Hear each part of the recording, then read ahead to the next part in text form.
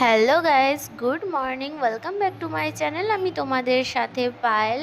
আগামী 5ই মার্চ আমার মা বাপের অ্যানিভার্সারি ছিল, কিন্তু একটু বিজি থাকার জন্য ভিডিওটা তোমাদের সাথে শেয়ার করতে পারিনি।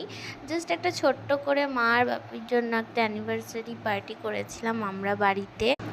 আমি আর ভাই মা বাপের জন্য মিষ্টি আর রজনীগন্ধার মালা নিয়ে এসেছি, আর তারপর মাকে সেগুলো দিয়েছি, আর মা বাপিকে মালাটা পরিয়ে দিয়েছে। তারপর মিষ্টি খাওয়ানো হয়েছে, আমরাও প্রণাম করলাম। তারপর মা আমাদেরকে দুজনকে আশীর্বাদ করলো, আর তারপরে আমার আর ভাইয়ের তরফ থেকে মায়ের জন্য একটা ছোট্ট উপহার এনেছিলাম।